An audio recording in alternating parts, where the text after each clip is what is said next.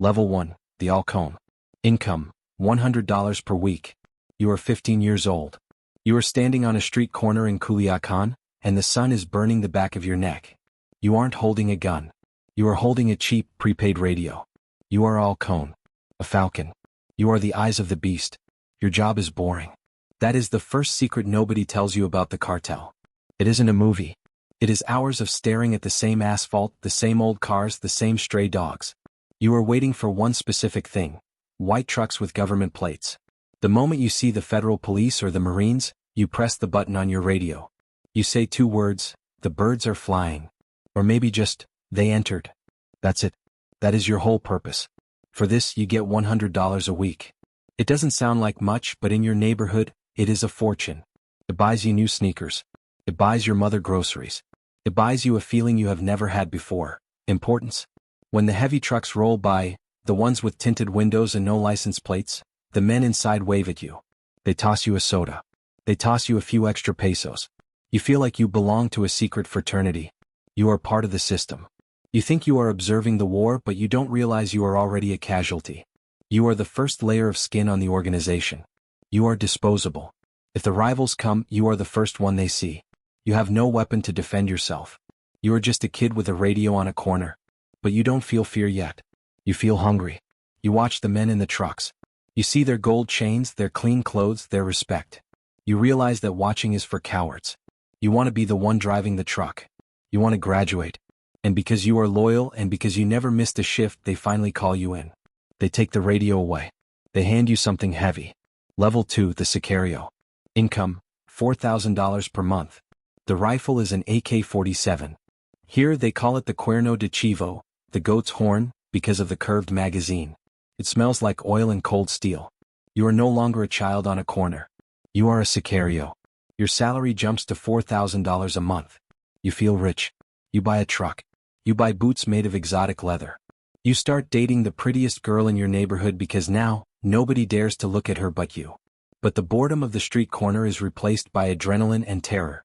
You are not a strategist, you are a tool. You are a mechanic of violence.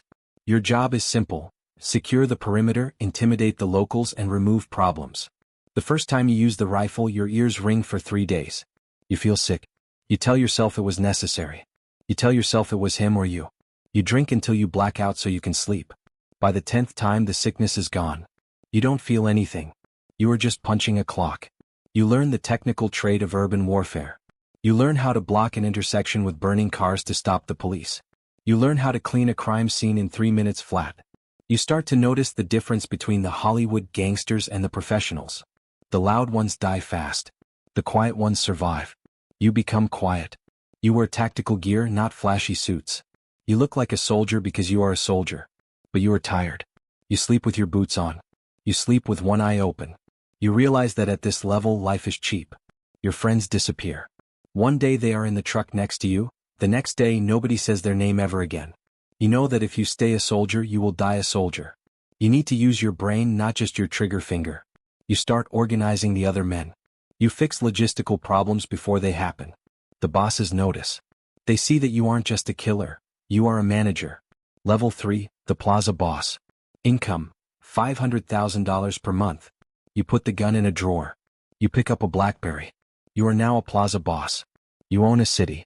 Or maybe a border crossing. You are middle management in a multinational corporation. The violence is no longer your physical burden. It is a resource you manage, like fuel or electricity. Your income explodes. You are making $500,000 a month. You move your family into a house with high walls and electric fences. You have maids, drivers, and bodyguards. But your life is no longer about fighting. It is about stress. You are a logistics expert. You have to move 5 tons of product across a border guarded by drones, sensors, and dogs.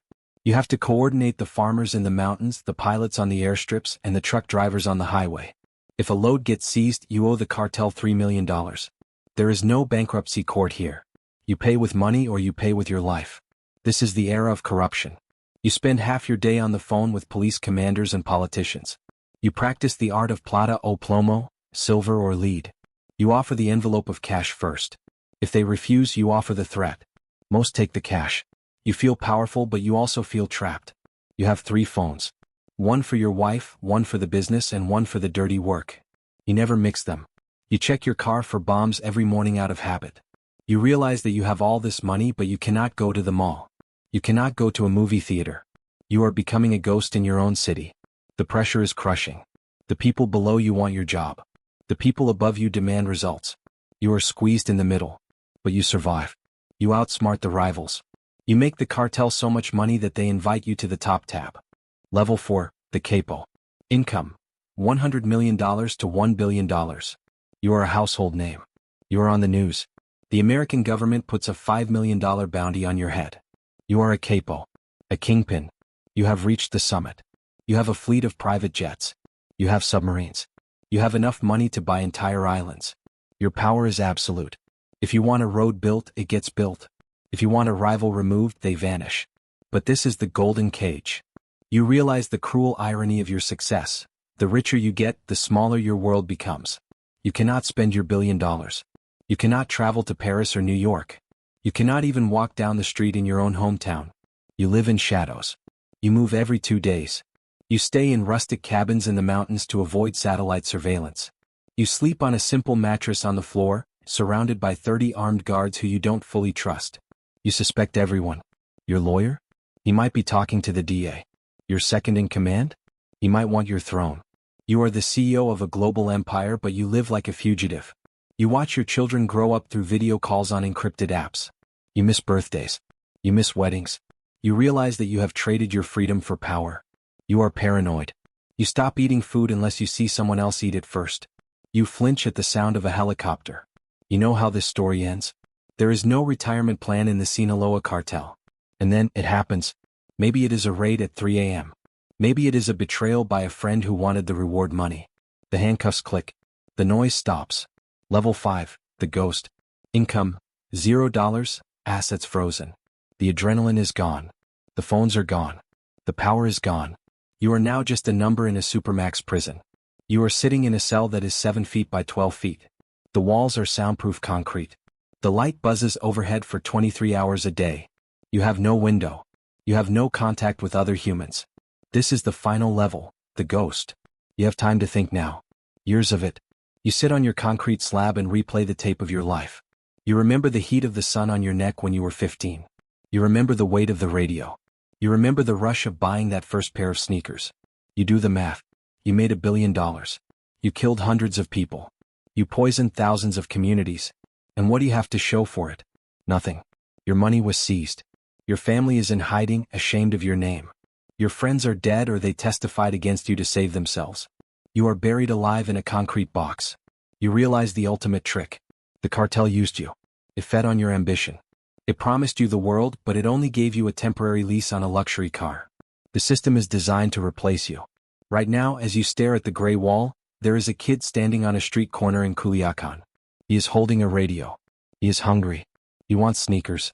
He is waiting for his turn to make the same mistakes you did. The machine continues. You were never the player. You were just the fuel.